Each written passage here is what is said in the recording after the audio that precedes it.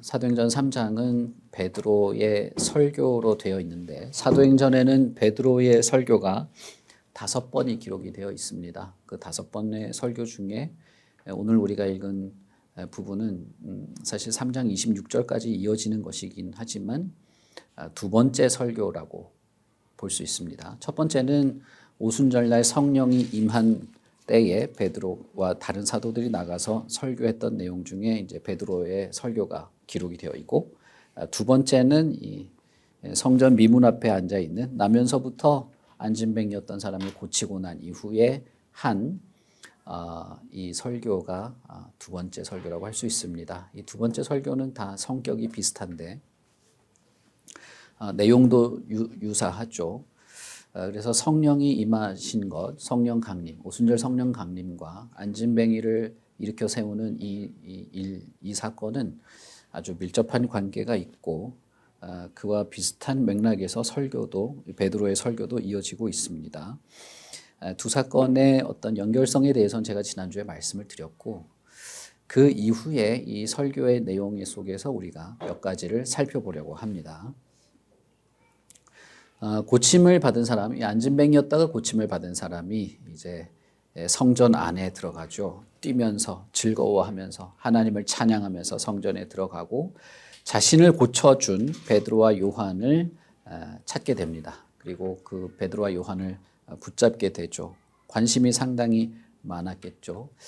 그리고 우리가 읽은 것처럼 많은 사람들이 이 베드로와 요한에 대해서도 이제 호기심이 생기게 됩니다. 성전 미문에 날마다 앉아있던 사람이 태어나면서부터 불구였던 사람인 걸 모두가 다 알고 있는데 갑자기 이 사람이 뛰기 시작하니까 놀라웠던 것이죠. 그리고 이 사람을 고쳤다고 여겨지는 베드로와 요한에게 둘러싸게 되는 것입니다.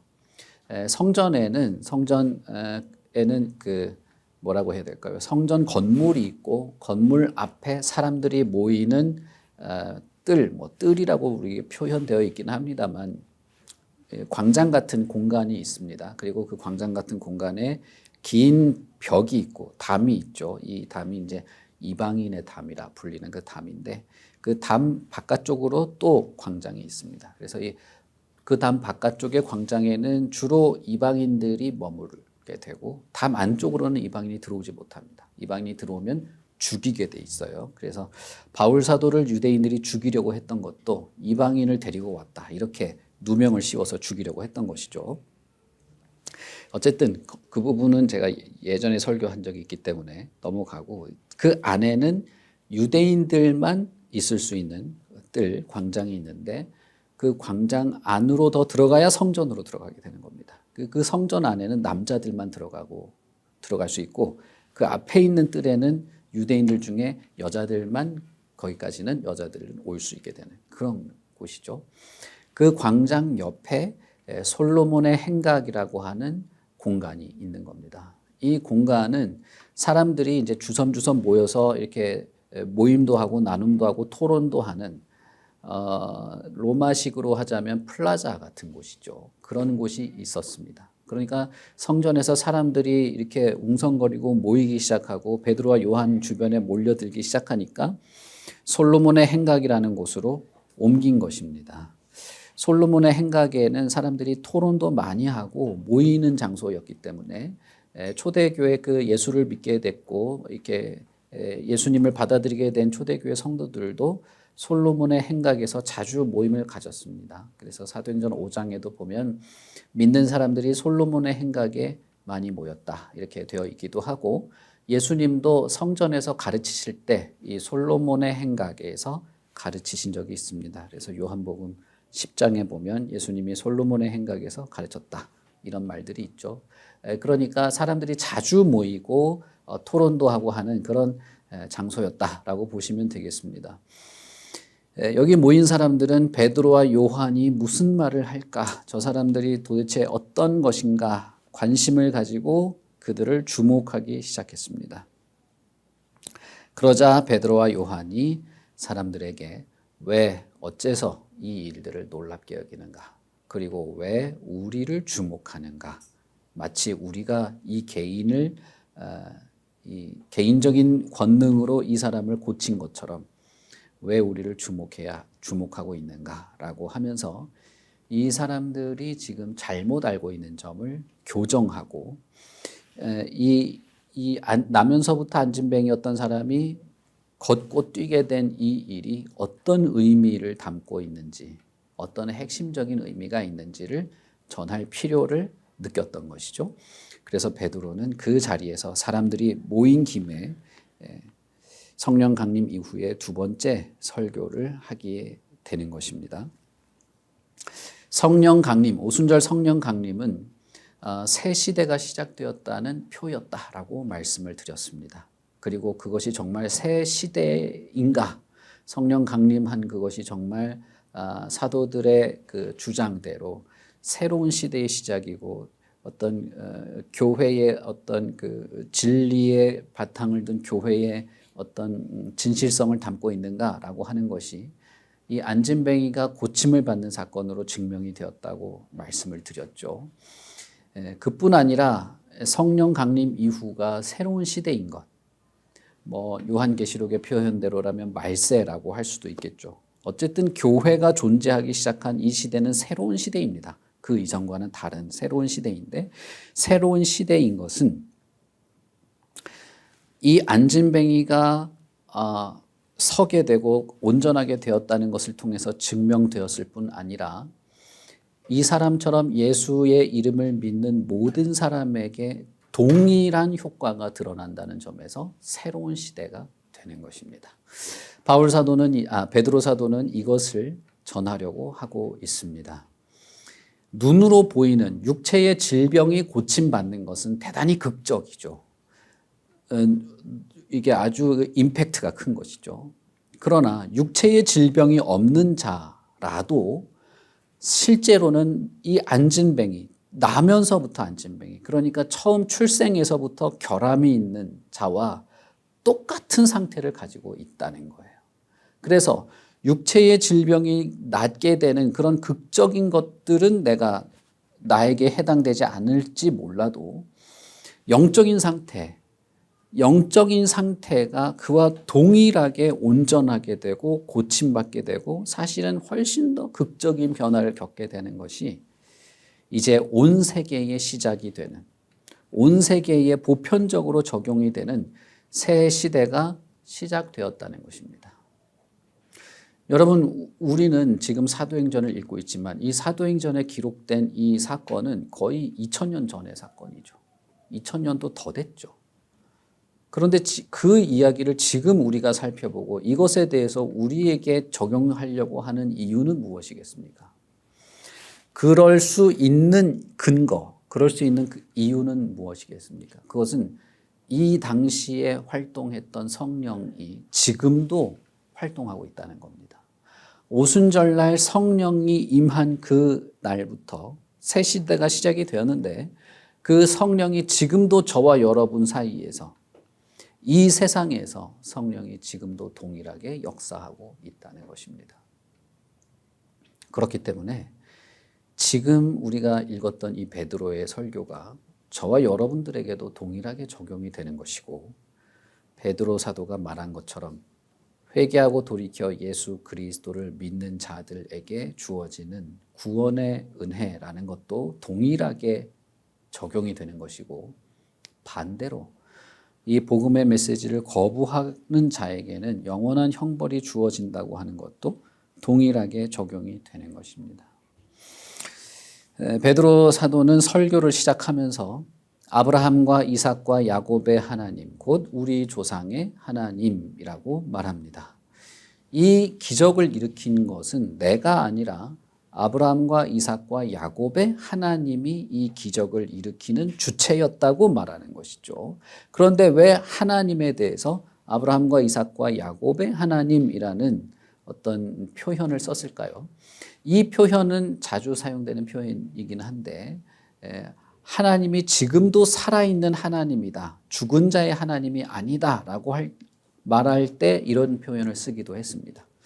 왜 아브라함과 이삭과 야곱의 하나님이냐? 그러면 그 사람들 다 죽고 없어졌는데 하나님은 죽은 자의 하나님이냐? 이렇게 하면서 아니다. 하나님이 여전히 살아있는 분이다라고 하기 위해서 이런 표현을 쓴 적이 있죠. 그러나 베드로는 그런 의미가 아니라 아브라함에게 약속하신 그 약속을 이삭에게도 동일하게 지켰고 야곱에게도 동일하게 지켰던 그 약속을 신실하게 지켜가시는 하나님이라는 의미에서 아브라함과 이삭과 야곱의 하나님이라고 말한 것입니다. 아브라함에게 한 약속을 지금도 신실하게 지키는 하나님으로서 이렇게 표현한 것이죠. 베드로가 왜 갑자기 이런 이야기를 꺼냈을까? 이 사람 고쳐진 게 내가 아니다라는 말을 할 때 결국 이 유대인들의 어떤 오해를 교정하기 위해서 어떤 내용들을 지금 말하고 싶은데 그것이 뭐냐면 하나님의 약속이 있었다는 점이죠. 그리고 그 약속을 하나님이 성취하는 과정에서 병 고치는 일이 있었다는 것입니다. 그래서 지금 이 베드로 사도의 설교는 안진뱅이가 고쳐진 것과 하나님의 약속 사이에 어떤 관계가 있다. 더 구체적으로 말하자면 하나님이 아브라함에게 한 약속을 성취하시려고 이 사람을 고쳤다라고 말한 것입니다.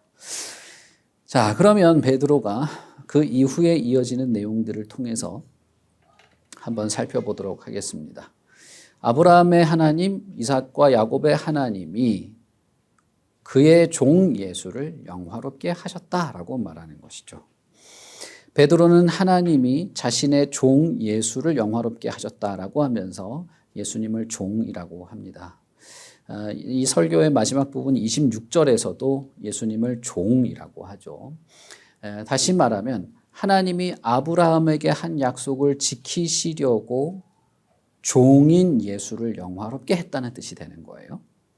조금 더 자세하게 말하자면 하나님이 아브라함에게 한 약속을 지키려고 자신의 종을 보내셨고 그 종이 예수이시고 그 예수를 영화롭게 했다는 것입니다. 여러분, 우리가 구약 성경을 보면 하나님이 여러 약속들을 하시죠. 그러나 그 약속은 사실상 하나입니다. 산발적인 많은 약속이 있는 게 아니라 하나의 줄기를 가지고 있는 약속이라는 거예요.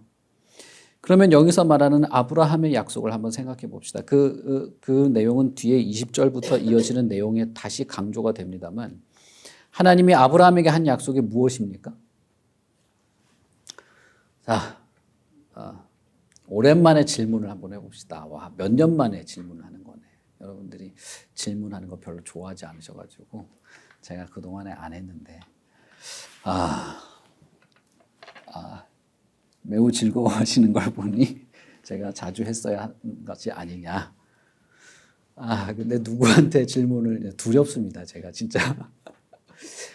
오늘이 17일인가요? 오늘 16일인가요? 네? 16일이죠. 그러면은 60대에서 한번 질문을 우리 60대가 여기 가운데에 두 분이 앉아 계시기 때문에 우리 박 집사님, 하나님이 아브라함에게 한 약속이 뭐가 있습니까? 하나만 말씀해 보신다면. 네, 알겠습니다. 아주 잘하셨습니다. 어차피 이게 이제 방송으로 나가는 거는 이제 아주 잘하셨다. 네, 자 우리 유인숙 집사님. 복의 근원이 될 것이다. 좋습니다.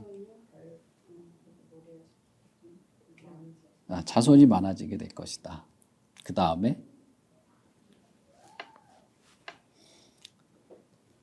16일이니까 이제 10대한테 한번 물어봅시다. 10대 김영빈한테 한번 물어봅시다. 아브라함의 약속. 자, 우리 한 기자 선생님 체면이 달려있다.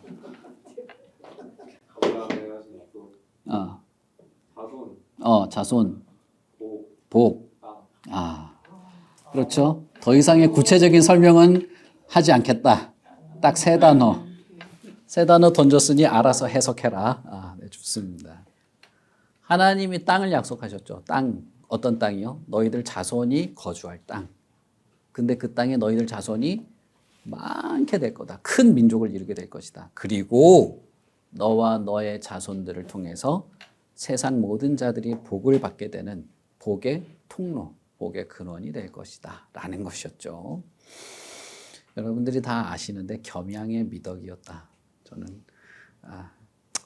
믿기 어렵지만 그것입니다. 자, 여러분 그 약속이 어떻게 그 다음에 하나님께서 이루시느냐? 하나님이 많은 선지자들을 통해서 예언을 합니다. 사실은 복의 근원이 되게 해주겠다. 너희들을 통해서 사람들이 복을 얻게 하겠다라고 하는 이 약속을 하나님은 많은 선지자들을 보내심으로써 지키십니다. 그래서 내가 많은 선지자들을 너희들에게 보내지 않았느냐라고 하죠. 선지자들을 통해서도 동일한 예언을 합니다. 내가 내 종을 보내겠다. 내가 내 종을 보내면 그는 이방의 빛이 될 것이다. 여러분 지난주에 그 이사야와 말라기서 인용하면서 말씀을 드렸었죠. 내가 내 종을 보낼 텐데 그러면 사람들의 마음이 부드러워질 것이다.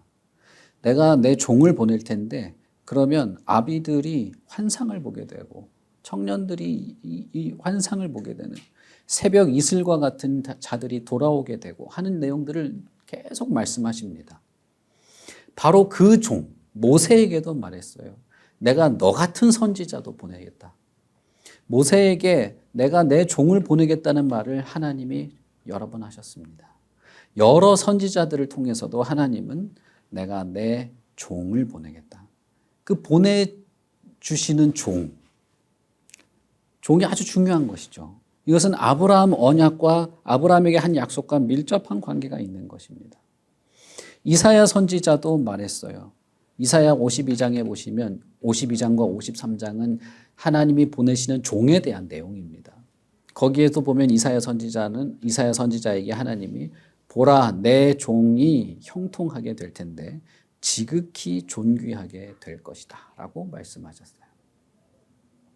그러니까 지금 베드로 사도가 말하는 아브라함과 이삭과 야곱의 하나님, 약속을 지키시는 하나님이 자신의 종 예수를 영화롭게 하였다라는 말은 이사야 52장 13절에 있는 하나님이 보내시는 종이 얼마나 높여질 것인지 너가 한번 보아라 라고 했던 그 예언이 성취되었다라고 말하고 있는 것입니다. 유대인들은 그 말을 듣고 대부분 이해했습니다. 도대체 저 사람이 무슨 말을 하는가를 이해했어요. 우리는 그냥 그렇구나라는 느낌 정도지만 이 사람들은 우리 조상의 하나님, 우리 조상 아브라함의 하나님이 우리에게 하셨던 그 약속을 자신의 종인 예수를 보내셨구나. 그분이 하나님의 종이구나. 왜냐하면 영화롭게 하신다고 하는 예언을 성취했으니까. 이렇게 이해가 된 것입니다. 따라서 베드로 사도는 이사야와 모든 사도들, 선지자들의 예언을 예수께 적용하는 것입니다. 그리고 이 종이라는 단어, 여기에 우리는 그냥 종이라고 되어 있지만 헬라어로는 파이스라는 단어인데 이 단어는 아들이라는 뜻도 가지고 있습니다. 그래서 종이자 아들인 예수를 보냈고 그를 영화롭게 했다라고 하는 뉘앙스가 있는 것이죠. 시편에 보시면 하나님께서 예수님에 대해서 뭐라고 말합니까? 오늘날 내가 너를 아들로 삼았다. 너는 내 아들이다. 오늘날 내가 너를 낳았다라고 말하지 않습니까? 그것도 예수님에 대한 내용이죠. 그러므로 하나님이 자신의 아들을 종으로, 약속된 종으로, 아브라함의 약속의 성취로 보내시고 죽임을 당하셨으나 그러나 다시 살리시고 하늘에 올리심으로써 지극히 존귀하게 하셨다는 것입니다. 그러니 예수 그리스도야말로 하나님이 약속하신 바로 그 종, 아브라함에게 약속한 바로 그 후손, 아브라함에게 약속한 복의 통로인 바로 그 예수라고 말하는 것입니다. 그런데 바로 그 예수의 이름으로 이 사람이 낳은 것이죠. 그러니 지금까지는 개념, 지금까지는 어떤 약속, 기대, 소망 아니면 전해지던 말로 이렇게 머릿속에 들어있던 그 종이 지금 실제로 역사에서 활동하고 있다는 증거로 이 사람이 낳은 것입니다. 지금까지는 그냥 들려오던 이야기고 누가 전한 이야기고 머릿속에 기대하고 그냥 믿음의 어떤 내용이었고 대상이었으나 실제로 우리와 함께 계시고 실제로 역사하고 활동하고 실제로 어떤 역사를 이루는 분이 되었다는 겁니다. 예수가 그런 분이라는 거예요. 우리 주일학교 아이들에게도 예수님에 대한 내용들을 하면 이제는 눈에 보이지 않으니까 옛날 이야기, 동화 속의 이야기, 무슨 슬라이드나 어떤 동영상에 나오는 예수님 정도의 인상만이 있어요. 이게 너무 안타까운 겁니다. 여러분, 예수님은 실제하고 역사하고 저와 함께 있으며 인격적 관계를 가지고 있고 실제로 이 땅에서 역사하시는 실제하시는 주님이십니다. 이 이스라엘에 있는 이 사람들에게 하나님이 약속한 그 종, 아브라함의 약속을 이루실 그 종은 그냥 막연한 공상의 대상이었어요. 그러나 그렇지 않다는 겁니다. 그분이 실제로 이 땅에 오셨고 죽으셨으나 부활했고 그의 존귀와 영광스러운 그 능력이 지금 이 땅에 우리의 주변에 나의 삶의 현실에 역사하고 있는 바로 그 종이라는 것입니다. 여러분, 이 예수를 믿는 것이죠. 우리가 예수님을 믿는 것은 바로 이 예수님을 믿는 것입니다. 현실과 동떨어진 예수님이 아니에요. 제가 가끔씩 느껴지는 건 뭐냐 하면 우리들의 눈에 보이는 삶은 너무나 내 앞에 가까이 다가와 있고 주님은 너무나 멀리 있는 듯한 그런 인상을 받는 것입니다. 그래서 주님은 어쨌든 나랑 너무 멀리 있고 그냥 어떤 기대의 어떤 그 경계선에 있고 척박한 내 삶은 너무나 내 앞에 다가와 있어서 여기서 내가 너무 괴로워하고 힘들어하고 지치고 갈등을 겪고 있는데 저 멀리 있는 주님이 제발 나를 한번 봐줬으면 하는 정도의 인상 가지고 하루하루를 살아가는 듯한 그런 모습을 느낄 때가 제가 종종 있습니다. 그러나 여러분, 지금 베드로가 말하는 것은 그게 아닙니다. 당신들의 상상 속에 존재했던 그런 종이 아닌 지금 이 자리에 와서 역사하고 당신들의 말과 행동을 보고 듣고 거기에 반응하는 살아있는 실체적인 예수, 하나님의 종이 이 자리에 있다는 것입니다. 여러분, 우리는 이런 예수님을 믿는 겁니다. 우리는 이 예수님을 믿고 우리의 모든 문제와 갈등과 어려움과 한계, 내 자신의 왜곡과 어두운 내면을 바로 나와 함께 있고 내 옆에 있고 활동하고 역사하는 예수님께 내어놓는 것입니다. 그분을 의지하고 그분께 다가가는 거지 무슨 수도승이 저 멀리 산 꼭대기에 있는 뭘 하려고 여기서부터 꾸역꾸역 올라가는 그런 게 아니다 이 말이에요. 우리나라는 전통적으로 그런 개념이 있어요. 이렇게 무슨 물 한 그릇 떠놓고 무슨 삼신 할머니한테 하듯이 막 엄청나게 정성을 해서 어떤 수준에 다다라서 뭐 신을 만나는 그런 개념이 은연중에 있습니다. 그래서 기도도 뭔가를 이렇게 수준을 쌓아야 되고 뭐 눈금을 넘어야 응답이 오고 이런 개념을 잘 받아들여요. 하나님의 인격체라는 사실을 잘 느끼질 못해요. 인격체가 그러냐는 거죠.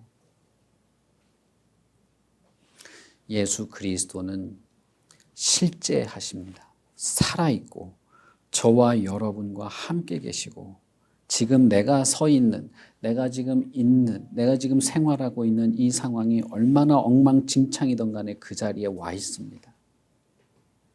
그 자리에 있고 나를 알고 나를 바꾸시는 주님이십니다. 그러니 여러분, 우리의 삶에서 모든 것을 주님께 맡길 수 있겠죠. 보여드리고 내어놓고 의지하고 실제로는 고침받을 수 있습니다. 여러분, 이렇게 예수님을 믿으십니까? 이 예수님을 아십니까?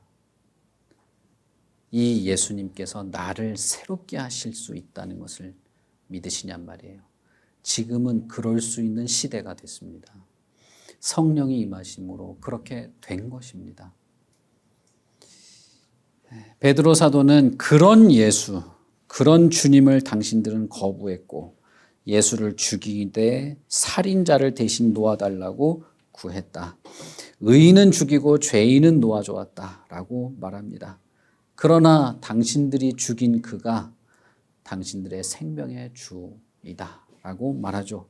어째서 우리들에 의해서 죽은 자가 우리들의 생명의 주가 될 수 있는가? 그것은 예수 그리스도께서 우리 대신 죽으심으로 우리를 살리셨기 때문입니다. 이건 참 역설적인 말이죠. 그러나 이것이 진실입니다. 예수님이 자기의 생명을 버리심으로 우리가 생명을 얻게 되었습니다. 그러므로 이분은 우리의 생명의 주인이 되십니다.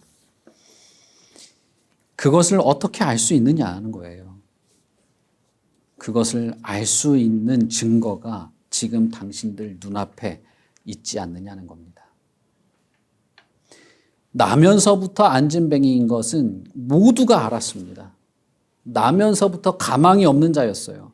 뭐 어떻게 살다가 넘어져서 다리가 불편하면 원인을 규명하고 치료할 노력이라도 해보겠지만 무슨 원인으로 이렇게 되었는지 아무것도 몰랐어요. 그냥 태생이 안진뱅이였어요. 태생이 불구였습니다. 그러니 아무런 방법이 없는 자이죠. 그런데 이 자가 성하게 되지 않았는가?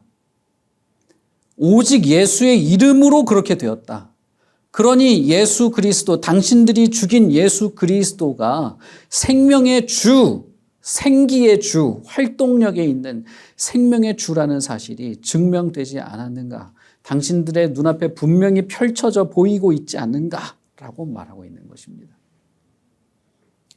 그 말은 사실이었습니다. 왜냐하면 이 안진뱅이가 다른 걸 한 게 없거든요.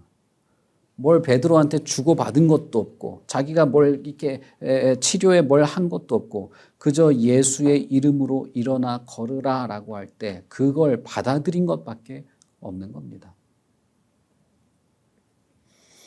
그러니 베드로의 설교도 사실이고 그들이 눈앞에 보고 있는 이 사람도 사실이고 모든 현상이 사실이었습니다. 베드로 사도는 예수의 이름을 믿음으로 이 사람이 고쳐졌다라고 말해요. 16절에 보시면 그 이름을 믿음으로 그 이름이 너희가 보고 아는 이 사람을 성하게 했다. 예수로 말미암아 난 믿음이 너희 모든 사람 앞에서 이같이 완전히 낫도록 했다라고 말한 것입니다. 베드로 사도가 그 거지에게 나는 너에게 줄 것은 나에게 있는 예수의 이름밖에는 없다라고 말했을 때 예수의 이름이 특별한 능력을 가지고 있는 것이 아니고 예수라고 하는 이름에 담겨진 의미를 말한 것입니다. 특히 이 성경에 구약 고대 시대나 이 성경에서 이름은 단순한 호칭이 아닙니다. 이름은 그 사람의 인격을 상징하는 것으로서 이름을 말하죠. 그래서 뭐 누구의 이름을 뭐라고 했다, 누구의 이름을 뭐라고 했다라고 하는 거는 사실상 그의 인격과 어떤 권위, 그분의 능력을 다 함축한 단어입니다. 그래서 모세도 구원자, 건지는 자라는 의미를 가지고 있는 것이고 그 이름의 의미를 가지고 있는 것이고 예수라고 하는 이름도 특별히 그렇게 지어진 것이죠. 사도행전 2장의 베드로는 누구든지 주의 이름을 부르는 자는 구원을 받으리라 라고 말하고 너희가 회개하여 각각 예수 그리스도의 이름으로 세례를 받으라 라고도 말했습니다. 예수라고 하는 이 단어에 마술적인 능력이 들어있다는 뜻이 아니라 예수님이 비록 눈에는 보이지 않지만 그분의 이름으로 우리에게 전달되는 그분의 능력과 인격과 실제가 아직도 우리 가운데 있다는 뜻입니다. 그러니 예수 그리스도 자신을 말하는 거예요. 그의 이름을 믿었다라고 하는 것은 예수 그리스도 자신을 믿었다는 것입니다. 이 사람이 고침을 받고 뛰고 걸으며 찬송을 하면서 하나님께 나아가게 된 것은 결국 누구 때문이냐? 예수의 이름, 예수 그리스도를 믿은 그 믿음 때문에 가능하게 된 것입니다. 베드로는 이 사람에 대해서 당신들이 보고 아는 이 사람이라고 말하면서 다 알고 있지 않는가라고 말하고 너희 모든 사람 앞에서 성하게 되었다라고 말하면서 이것이 은밀하게 감추어지거나 어떻게 된 것이 아니라 공개적으로 드러난 이제는 이것이 공개적으로 되게 되는 일임을 명백히 말하고 있습니다.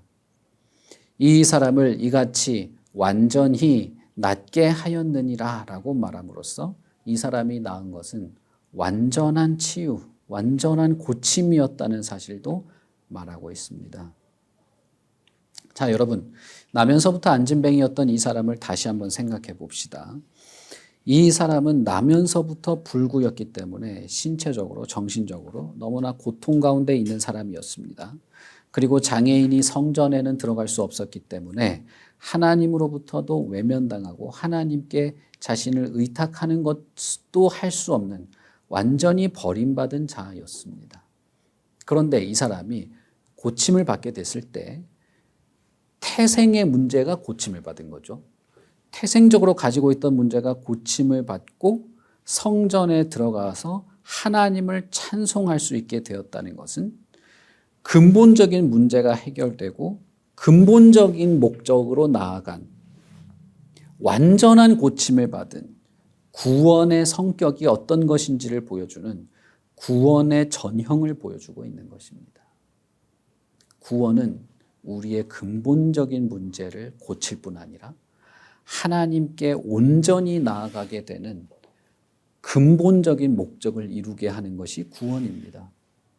그래서 이 두 근본적인 문제와 궁극적인 목적을 성취하게 되는 이것이 구원이라고 한다면 나면서부터 안진뱅이였던 이 사람은 정말 온전한 치유, 온전한 회복, 온전한 구원의 전형이 무엇인지를 보여주는 사람이라고 할 수 있는 것이죠.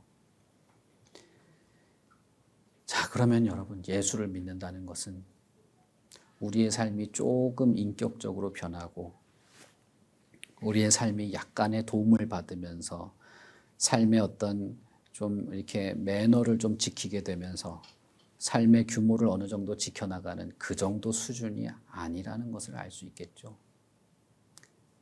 제가 안타까울 때가 있습니다.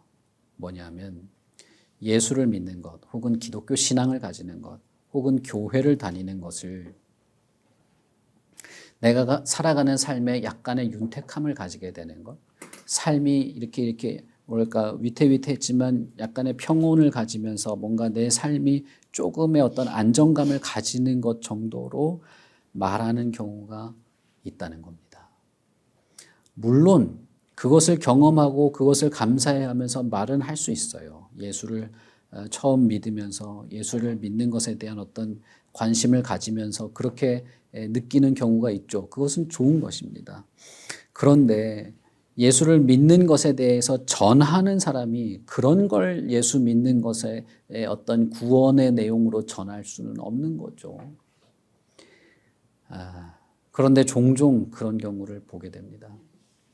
예수를 믿는 걸 겨우 뭐랄까요?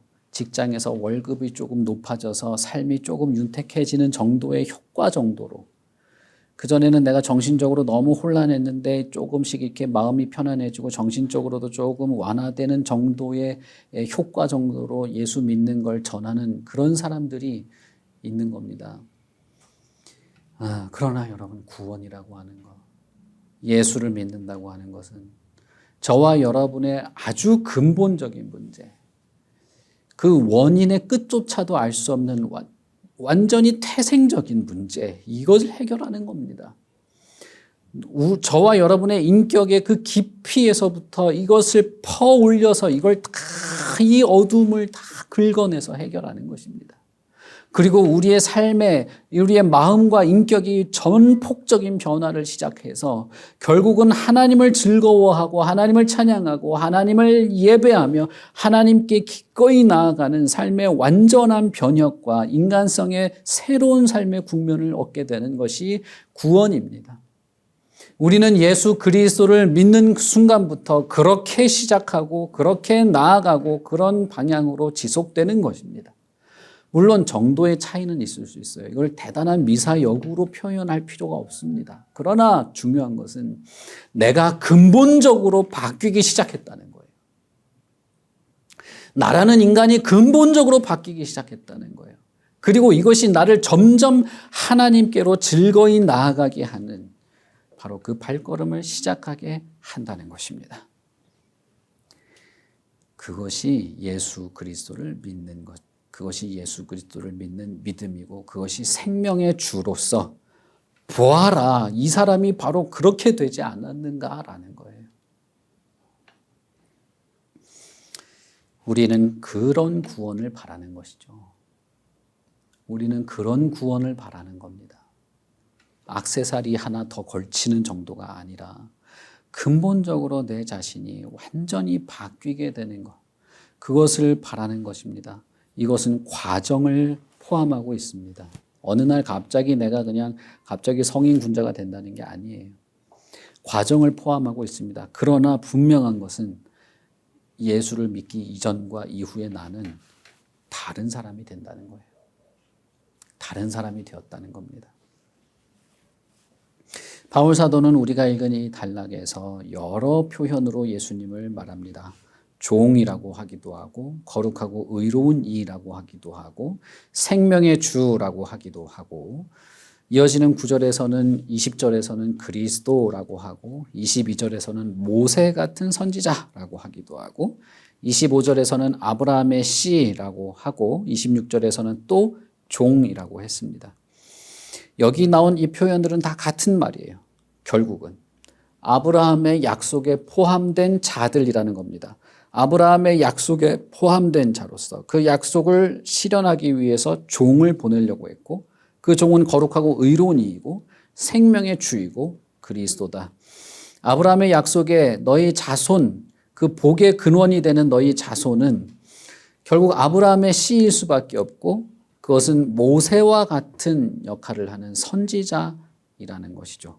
그러므로 여기에 묘사된 모든 묘사는 다 예수님을 말하는 것이고 특별히 하나님의 약속을 지키는 가운데 등장한 이름이라는 것입니다. 우리는 여기서 하나님이 약속을 지키시는 분이라는 것을 생각해야 합니다. 하나님이 약속을 지키시기 위해서 종을 보내고 선지자를 보내고 다 아브라함의 자손이라는 것이죠.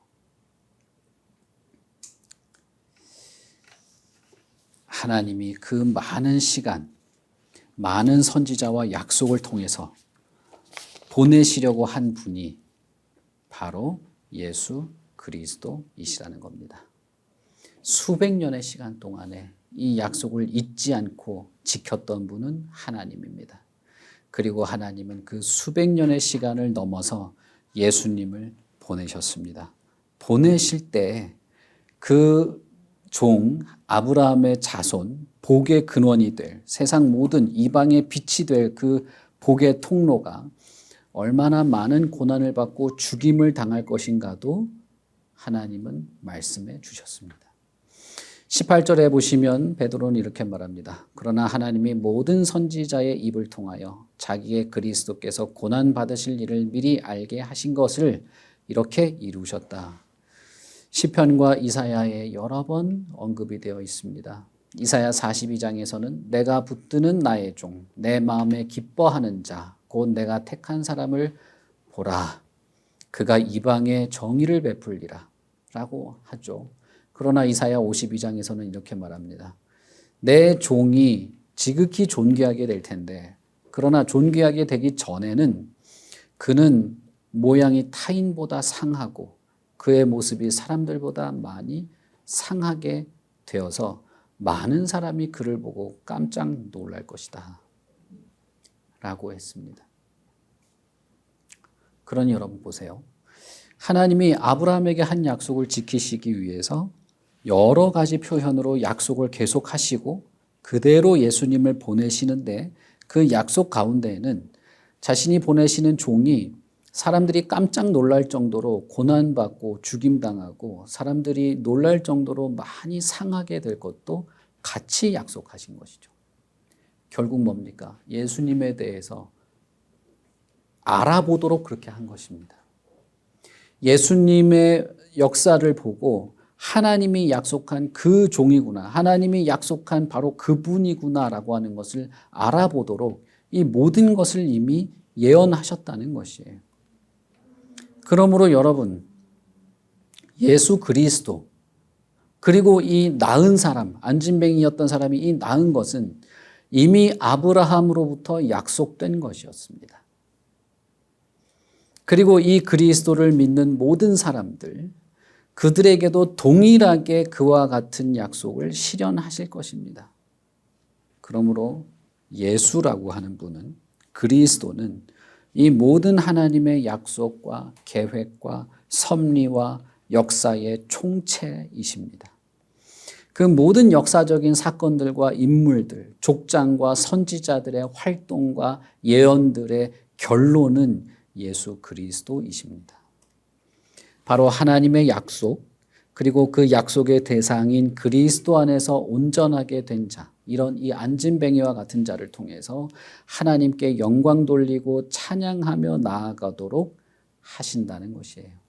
하나님의 약속이 결국 그렇게 하신다는 겁니다. 아브라함에게 한 약속의 열매는 뭡니까? 결국에는 우리가 악함을 버리고 의와 진리로 나아가게 되는 것을 말하는 것입니다. 우리가 읽지는 않았지만 베드로의 설교를 보시면 25절부터 26절을 보시면 결론적으로 이렇게 말합니다. 너희는 선지자들의 자손이고 또 하나님이 조상과 더불어 세우신 언약의 자손이라. 아브라함에게 이르시기를 땅 위의 모든 족속이 너의 씨로 말미암아 복을 받으리라 하셨으니 하나님이 그 종을 세워 복 주시려고 너희에게 먼저 보내사 너희로 하여금 돌이켜 각각 그 악함을 버리게 하셨느니라 라고 말하죠. 하나님이 그 종을 세워서 다른 민족이 아닌 너희들에게 먼저 보내신 것은 결국은 아브라함에게 한 약속을 지키기 위함인데, 그 약속을 지킨 결과가 뭐냐? 당신들이 그 악함을 버리게 되는 것이다 라는 겁니다. 그러면 다시 한번 처음으로 돌아가 봅시다. 하나님이 아브라함에게 한 약속, 복의 근원이 될 것이다, 복의 통로가 될 것이다 라고 할 때 이 복이 뭘까요?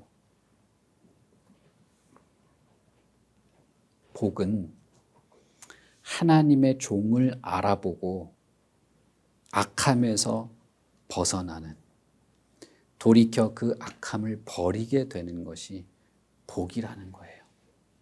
여러분, 이 아브라함의 복에 대해서 얼마나 많은 말들을 하는지 모릅니다.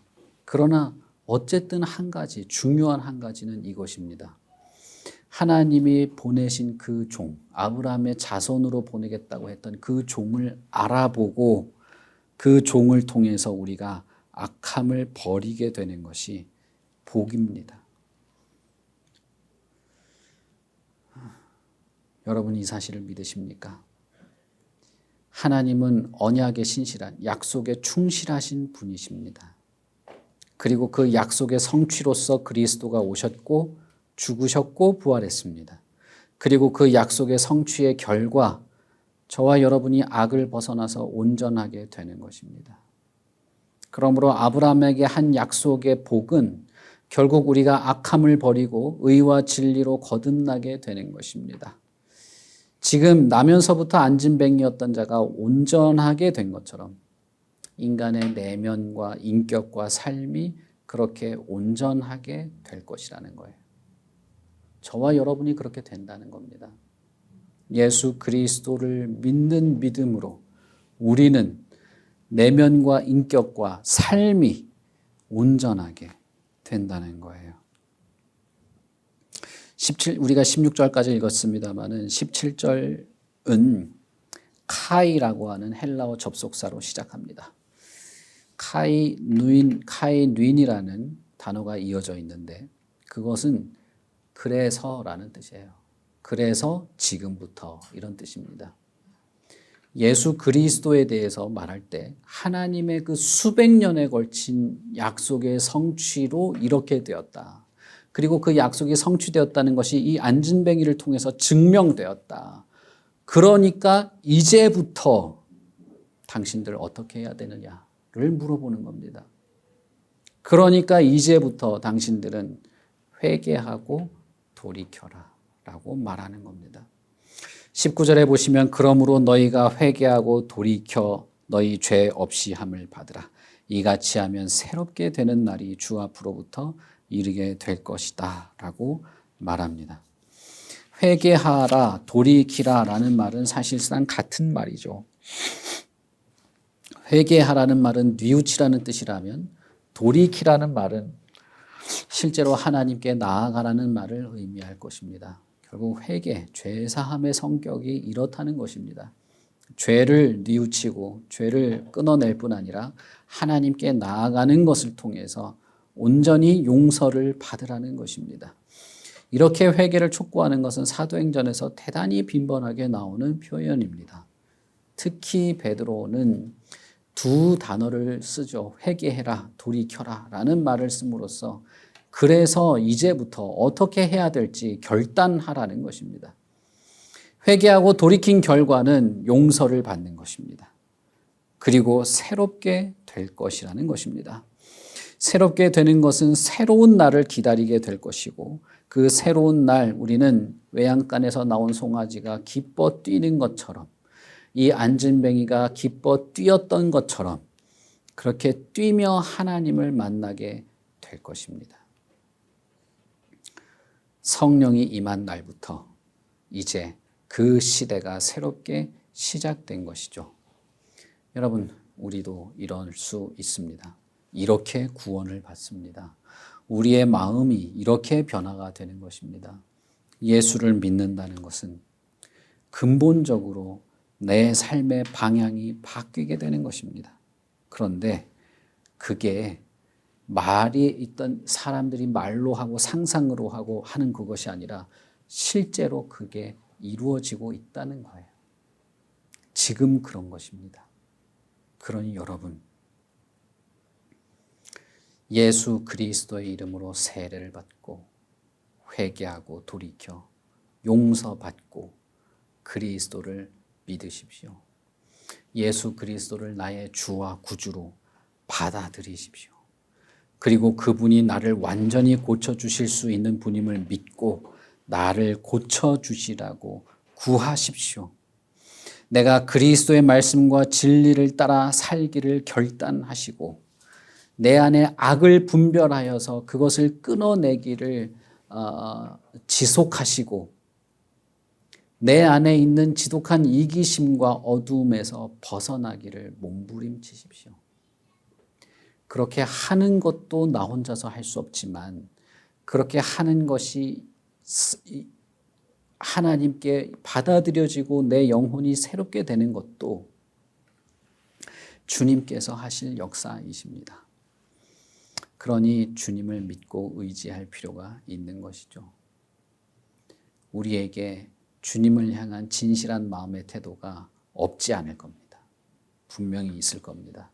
그러나 그럼에도 불구하고 우리는 예수 그리스도를 믿는 믿음이 필요합니다.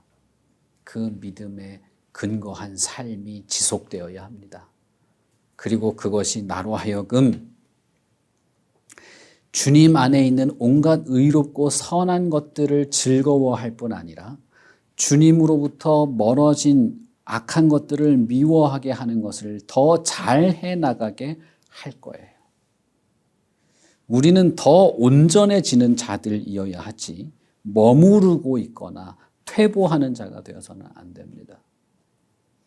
부정적인 것에 휩싸여서 하나님의 선하신 역사를 폄하하는 자가 되어서는 안 됩니다.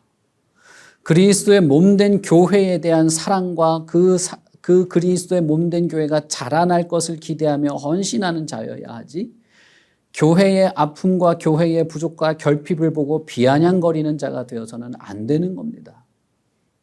내가 교회인데 교회를 비아냥거리면 내 욕을 하는 것밖에 더 되겠어요?